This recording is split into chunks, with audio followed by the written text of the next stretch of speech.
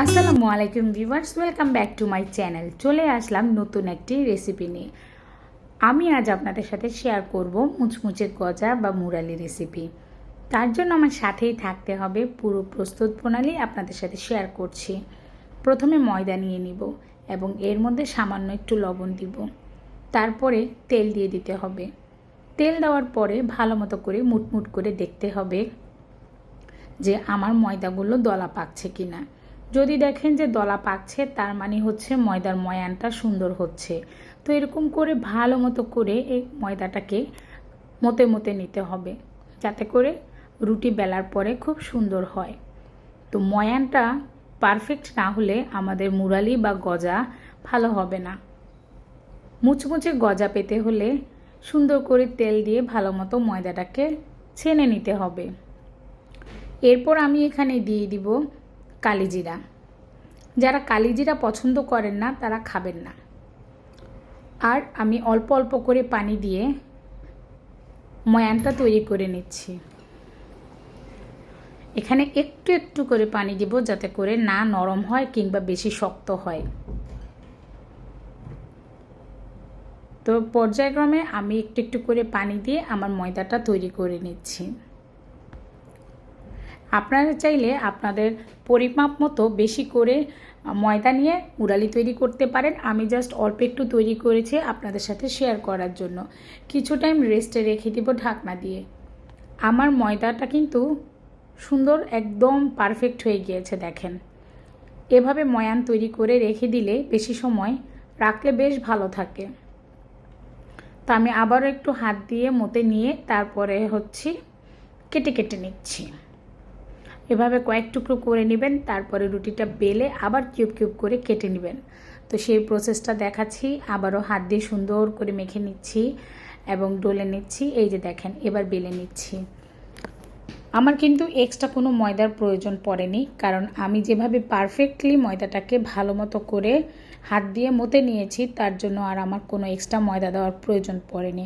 এখানে সবগুলো উপাদান কিন্তু প্রপারলি পড়েছে, সেই জন্য একদম পারফেক্ট একটা মুরালি তৈরি করা যাচ্ছে। তো রুটি যেহেতু বেলে নিয়েছি, এবার আপনি আপনার মন মতো আঙ্গুলের শেপ অনুযায়ী ছোট বড় মুরালি তৈরি করে নিতে পারেন। তো আমি সুন্দর করে রুটি বেলে এবার চাকু দিয়ে কেটে কেটে নিচ্ছি বড় বড় করে।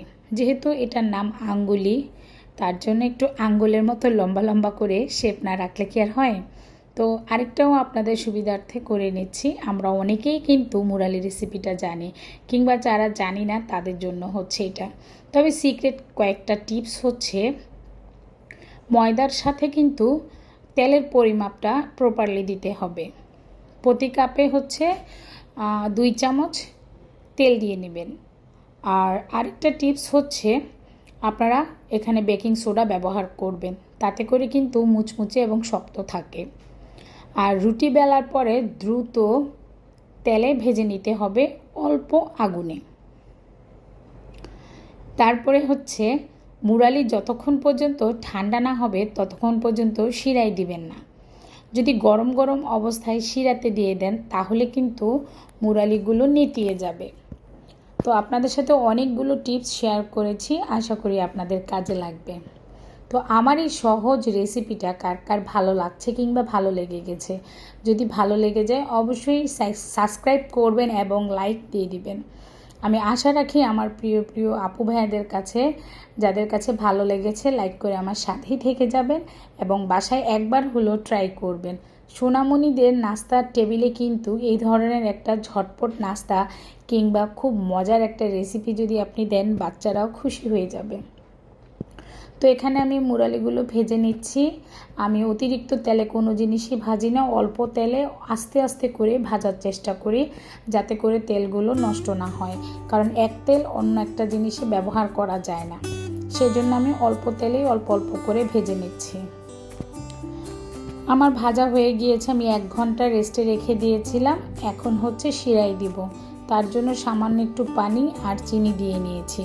আর স্বাদ বাড়ানোর জন্য একটু ঘি আর একটা এলাচ দিয়ে নিব। তৈরি হয়ে গেল আমার মুচমুচে মুরালি বা গজা। তো এভাবে আপনারা খুব সহজেই মুরালি তৈরি করে নিতে পারেন। তো সবাই ভালো থাকবেন, সুস্থ থাকবেন, বিদায় নিচ্ছি। আল্লাহ হাফেজ।